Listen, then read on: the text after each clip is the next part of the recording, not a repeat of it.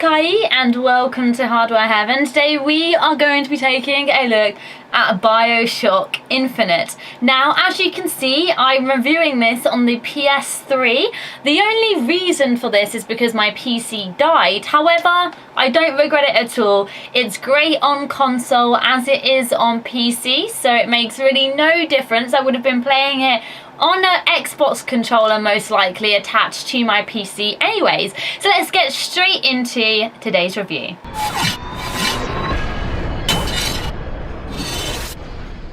The first thing I'm going to say is, why have I never played a Bioshock game?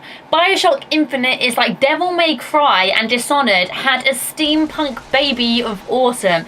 I really have enjoyed playing this game. It's so much fun. It's actually fun. There aren't annoying things that put you down or make you stressed or feel like playing the game is a chore like some games. This is actually extremely enjoyable. The person you're trying to save in the storyline actually helps you. The mechanic where she actually throws supplies to you to help you in combat, like health packs or salts or ammunition, or she can pour in like guns you can use or things you can hide behind through rifts. It's amazing the feeling I had when I realised that the person I'm saving isn't a stupid NPC with no artificial intelligence. They actually help you, they're clever, they lead the way, they run ahead of you so you can follow them to where you need to go, and then they help you in combat as well. It's amazing. Why has no game done this? Seriously, it's so good. The storyline in this game is extremely strong. I've never played a Bioshock game before, but instantly I knew what was going on.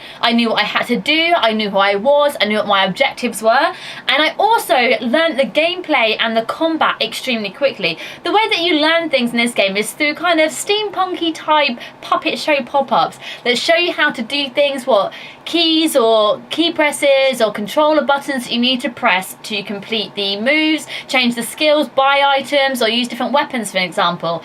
It's extremely easy to learn, it's really fast to pick up, and it just focuses completely on enjoyability. It isn't so hard that it's kind of a chore. You can change the difficulty level. I just played it on normal, and there weren't really any points where I found it so difficult that it was frustrating. Obviously, you die. That's what happens in games. You do die in games. Now, I died quite a few times, but more due to I didn't really understand the mechanics, what the things I was fighting were doing. It was just kind of practice and I needed to get used to it.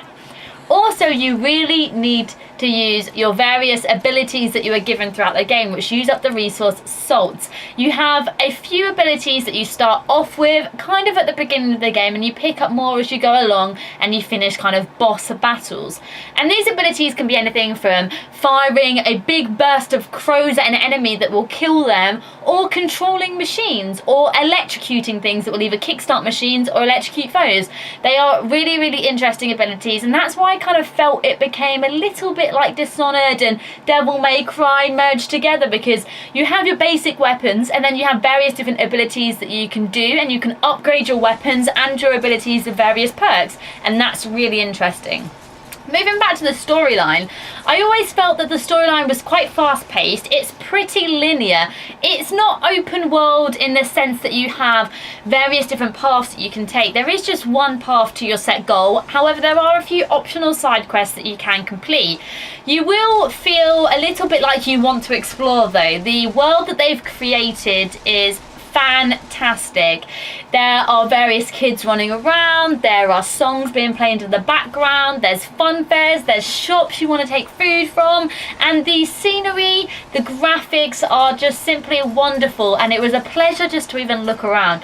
I haven't felt so much like I just want to explore. You see something and you want to run over, find out what it is, but then you're tied back to the storyline and you've got to carry on your missions and saving things, and it's really fun. The further you get into the game, the more you're introduced to the concept of rifts or tears, and this is basically alternate universes, and it can get a little bit confusing to understand at first, but once you get used to it, you'll understand how it works and how useful it can be to you in combat. as I said before, I'm asking myself the one question, why have I not played a Bioshock game before? I enjoyed this so much that I really want to go back and play the previous games, because I just felt that it was such a good concept. The way it was made was really, really fun. It's enjoyable. It's lightweight. You don't feel so bogged down by playing it, and like you've got so much to concentrate on, because toggling between various abilities and picking up weapons and getting ammo and health bags is just such a simple but effective concept that the game itself is pretty solid. There was no bugs. I found that the graphics were absolutely fine. The way it played was great. As I said, I was playing it on a PS3. I would definitely recommend using a controller to play this game. I couldn't imagine playing it on a PC, but if you've had a different experience, let me know in the comment section down below.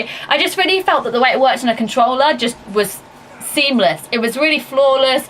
The way everything came together was just really easy. All the buttons were in the right places, and it was just really fun to play. The game can get a little bit creepy at times and dark and sinister, but then you're quickly shot back into this really heavenly like area where there's loads of steampunk buildings and boats that are flying, and it's just really nice to look at. I can't stress it enough. If you've not played it, give this game a chance.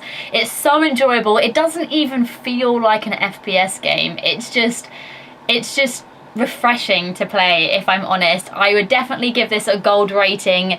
It's something that you, in my opinion, must play if you are a gamer. If you pride yourself in playing a variety of games and you do enjoy kind of SPS, adventures, some really well storytelling games, then you will enjoy this.